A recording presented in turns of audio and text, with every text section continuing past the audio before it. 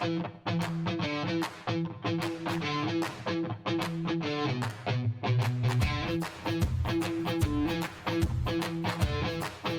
Sarawak already hitting record revenues and a healthy economy in recent years, its takeover of Bintulu ports could lift the economic tide even higher. Could this move position Sarawak as a major player in regional and global trade? As the global energy landscape transition towards sustainability, we are preparing to play a leading role in emerging sectors such as green hydrogen and renewable energy logistics. These are the new frontiers of growth, and Bintulu Port is ready to support. Hop on board Decimal Point to find out.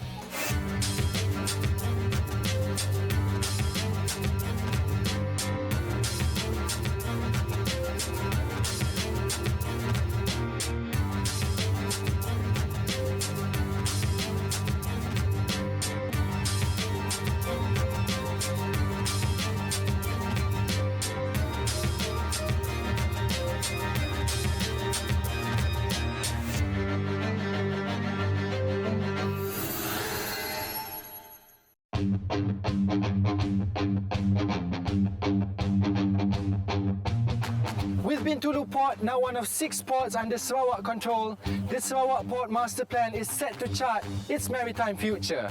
In this episode, we talk to the president of Bintulu Port on how they're steering growth, not just for the port, but for the whole of Sarawak.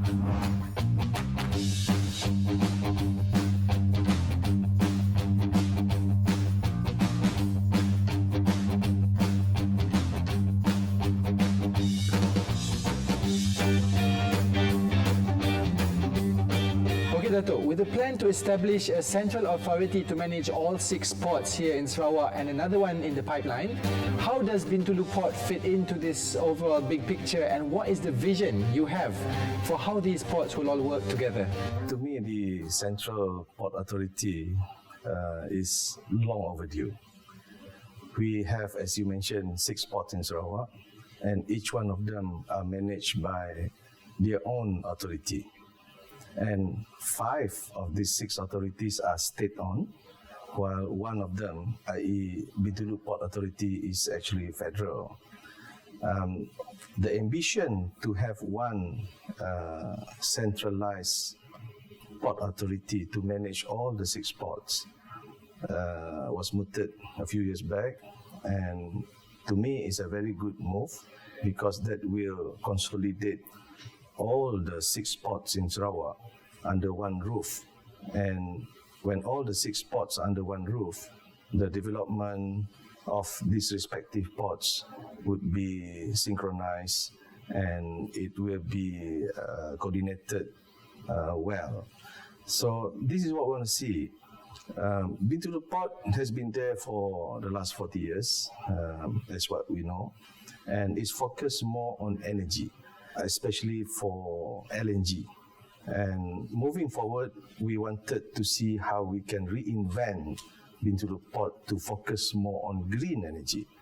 And we coined the term of premier green energy port for the future. Another port under us is Samalaju Port. It is dedicated to heavy industries, where it's supporting the Samalaju Industrial Park, and they are planned to expand and to develop Samalaju Industrial Park bigger, and therefore the Samalaju Port would have to cater for that. So while the other ports in Sarawak have their own responsibility and accountability, and example like Miri, they're now improving the port so that it can support maybe free zone, as well as us. We're also looking at free zone for Samalaju as well as Bintulu Port. And as you know, the free zone in Sarawak is quite small at the moment. There are like 40 over plus free zones in Semenanjung. There's only one in Sarawak. So we are duty bound to help develop this space, and by having the port, all the 6 ports coordinated under one authority, would, synchronize this development better. Bintulu Port Holdings Berhad actually runs 3 businesses, BPSB, BBSB and SIPSB. How are these different from each other and how does each contribute towards the income of the port? And finally, where does BOGSB fit into this? Yes, there are 3 distinct companies, but basically doing the same business, i.e. port operation. Whereas BOGSB, Borneo Oil and Gas Supply Base, is a new company we set up last year upon getting the approval from Custom for the license to operate a supply base in Sarawak. But we have been doing the supply-based business for the last 14 years. We have been serving offshore Sarawak for the last 14 years, namely PTTEP as well as Petronas Syarigali as well as Shell from our Bintulu port operation in Bintulu. Last year, we incorporated a company specific for supply base. It is a subsidiary of BPSB and focusing on providing services to offshore. Moving forward, we see that with the growth of oil and gas industry in Sarawak, as you know, 60% of the oil and gas produced in Malaysia comes from Sarawak, and perhaps 80% of this comes from offshore Bintulu. We are duty-bound to develop this space, i.e. the supply base, in order to provide the complete services to those petroleum arrangement contractors from Petronas as well as from the other companies. And we wanted to expand and build the new supply base soon, hopefully within the next 2-3 years. When we acquire the additional land from the Port Authority, we will commence with the development of the supply base. Looking ahead, which of these businesses do you think will give the most profit? Traditionally, it's BPSB. BPSB is the big brother, and most of the revenue come from BPSB.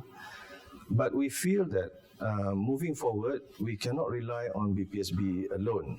BPSB's income or revenue are mainly derived from the handling of LNG. But as you know, LNG is a finite business, and it depends on the amount of gas that we have produced offshore. If you look at maybe 20, 30, 50 years down the road, the LNG production at that time might not be as much as today. So we have to, in a way, future-proof our operation. So we're looking at what would be the growth business. So the growth business would be like what our premier keep on saying, that we need to focus more on the green energy part of it. We need to explore how maybe hydrogen, maybe green methanol, green ethanol, and to a certain extent, bio-LNG. Because in Sarawak, for instance, we have 85 mills, palm oil mills, 85. Correct. And they produce a lot of biomethane. Yes. And none of these biomethane are currently being consolidated or collected. So, but moving forward, if we can do that, and if we can collect all this methane, we can actually turn it into LNG. It can either be exported out as LNG, or we can use that as a feedstock for our green industry moving forward. So as the port, we need to see how we can help perhaps look at green bunkering. Currently is dominated by Singapore. How can we maybe one day develop our hydrogen bunkering business and LNG bunkering? And what we are more focusing on now is the development of a free zone. So we feel that Sarawak need to have more free zone areas because we cannot rely on the 2.5 million citizen of Sarawak alone. We cannot rely on domestic industry alone. We have to be able to expand and bring in more business and add value to it, import your stuff, add value to it, and export it back out. Because there are 4 things that they need. 1, power. Sarawak have abundance of green power. 2, land. We have abundance of land. 3, water. We have abundance of water. and 4 port. So at least for Bintulu Port and Samalaju Port, we still have quite a huge capacity to expand. We can also go on the reclamation approach to create more land. But to me, this is like 3-pronged. Why we go on reclamation? Number one, because we need to go on creating new land. How do you create new land? We can go out into the sea.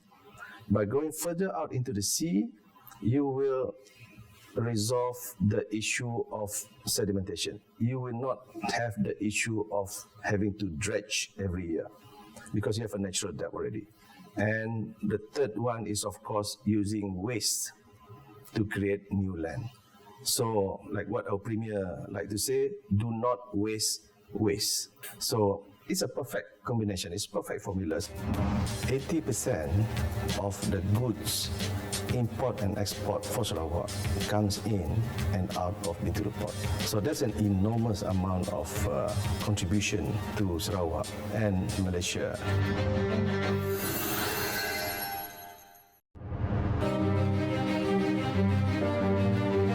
In 2024, Bintulu Port Holdings Berhad recorded a revenue of 828.3 million, up 8.19% from the previous year.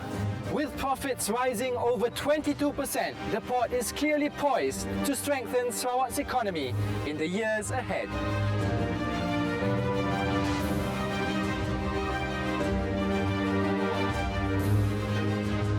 Can you give us a snapshot of the economic impact Bintulu Port has given on Sarawak's economy and also on the overall output of Malaysia, actually? Can I say enormous? Absolutely, yeah. Yeah. Well, the reason I said that is because, as far as we know, the lifeline of any economy is port and transportation.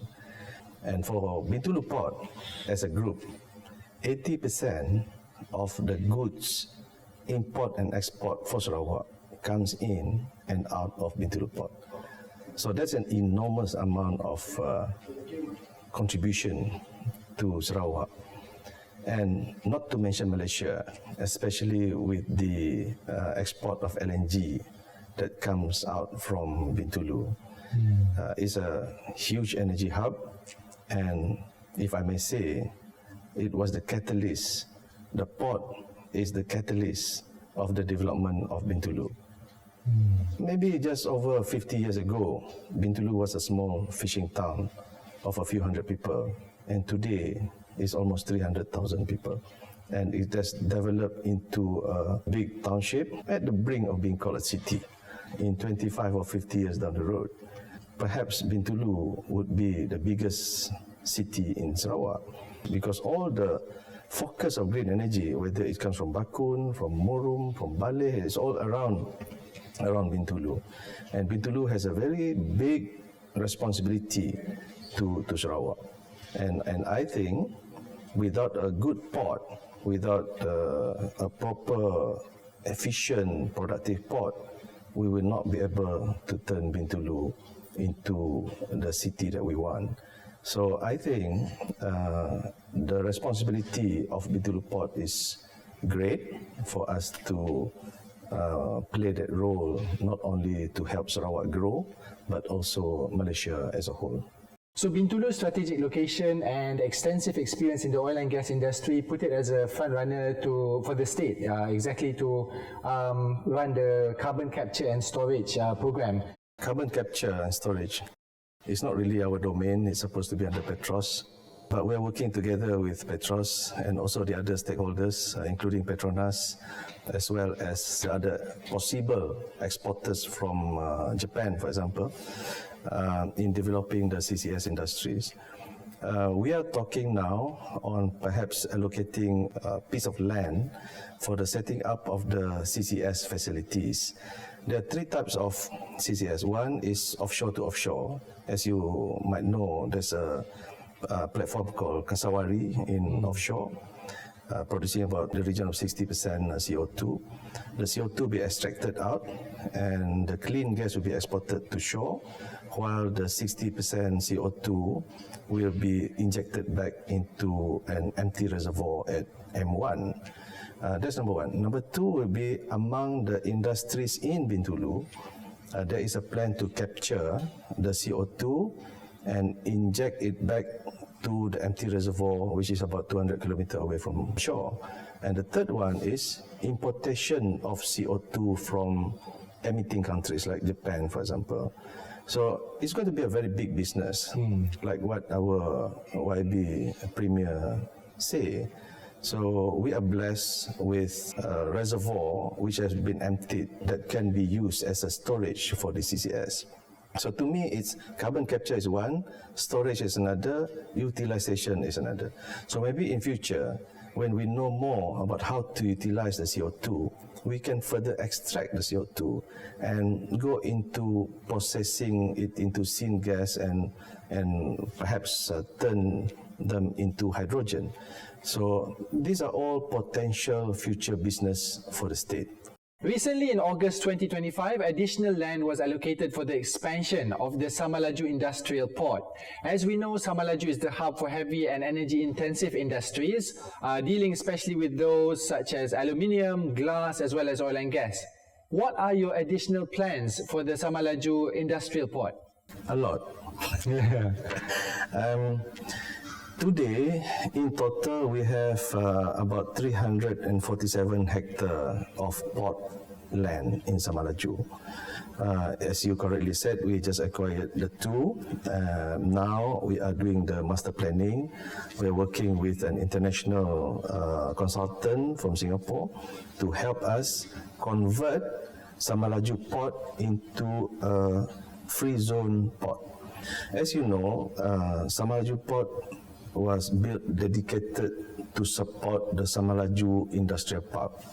There are 7,000 hectares of industrial park behind us. And these parks thrive on green energy. And the green energy comes from Bakun. Today, we have another green energy dam being built, which is Baleh, which will produce in the region of about 1.2 gigawatt power. If this come on stream in a few years' time, there will be more industries to be set up in Samalaju. Over and above that, there is a project by SEB on CCGT, combined cycle gas turbine, that will produce in the region of 1.5 gigawatt in the years to come. So the focus of industries will remain in Samalaju, and because of that, there is a plan by the government to build Samalaju Phase 2. So when all of this come on stream, the port will become the critical puzzle that we have to build. We are exploring whether we can bring in partners that have the same vision as us to expand the container business.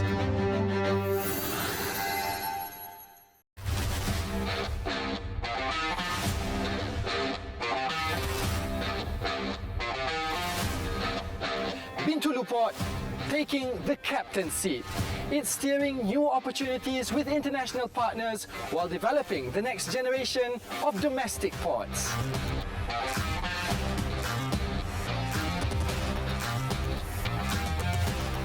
Bintulu International Container Terminal, or BICT, is known as the largest container terminal in Sarawak. Where does it sit exactly within Bintulu Port? And there were reports recently that you wanted to remove it from Bintulu Port. What's your vision there? Not to remove it, actually to expand it. There are a few things that we do well in Bintulu Port. Number one is, of course, LNG. Second one is the dry bulk and break bulk supply base we spoke about already. And one of the major one that the service they provide is the container terminal. Currently, it's called Bintulu International Container Terminal. We wanted to redesign it, reshape it, make it bigger, make it more relevant, and we wanted to rename it as Borneo International Container Terminal. The space that we have today can handle in the region of 1.5 to 2 million TEUs per year. But today we are doing only 360,000 TEUs, and mostly these are domestic volume. We have not gone into transshipment aspect of container business. So we are exploring whether we can bring in partners that have the same vision as us to expand the container business. So hence recently, as you have read, we have signed an MOU with Abu Dhabi Port as one of the potential partner for us to develop our Borneo International Container Terminal. Recently, Sarawak Premier mentioned that the design for the development of a new deep sea port in Tanjung Embang is in its final stages of development. So what role can Bintulu Port play in helping to establish this port, another deep sea port for Sarawak essentially? We are equally excited with that development. I, for one, feel that it's timely. Kuching, as the capital city of Sarawak, should have a good deep sea port because, as you know, without port, a city will not be able to thrive. And the current one that we have in the river might not be suitable for the years to come, especially with the ambition to develop it into an oil and gas port that will also support the free zone, perhaps, or the industrial zone that will be developed along the way. At the moment, we know it's being developed by Petros. They are interested to develop it, and we are very supportive of that project. And we would be glad to give our input and give our support if required. We have also embarked on a program with the local community. We sponsored a study on ascites, or the local call it bubuk, because as you know, Bintulu is famous for its belacan, and belacan is made from bubuk. Why we focus on that is because we want our children and our grandchildren in future would still have bubuk, would still have ascites in Bintulu water, and they still enjoy it. So we have commissioned UPM to do the study for us on what does it take to preserve this. Because when the season comes, you will see a lot of local fishermen will be harvesting the bubuk in our port water. We do not disturb them. We live in harmony with them. We allow them to do the harvesting. And we wanted to become a partner with them on trying to understand what does it take for us to sustain this moving forward. So sustainability to us is wholesome, not only looking at from the perspective of port operation, but even to the livelihood of the community around us. If you were to step out of your position tomorrow, what would your proudest achievement be, looking back at your time helming Bintulu Port Berhad? It's not an easy question to answer, but I would think I would want to be remembered as the guy who was brave enough in the attempt. I think what we need is leadership that is not only visionary, but willing to be courageous enough and taking the action, the necessary action to take the necessary steps in, even if you have to pivot and do something else. I think the port industry, especially in Bintulu Port, we have to be innovative. We have to be able to become a learning organization. We need to continuously scan for opportunity, and we need to be able to capture those opportunities. How do you create people who are willing or able to do that? And I feel that I would not have done my job if I step out from the company tomorrow. There's nobody in the port currently who are able to do that. And I believe that we already have those people in the port today, if not for me, but for the experience that we have created in the last 3 years that would enable them to behave in that courageous manner. Bintulu Port isn't just a transit point. It's been described as a powerful engine of economic growth for Sarawak. Stay on course with Decimal Point.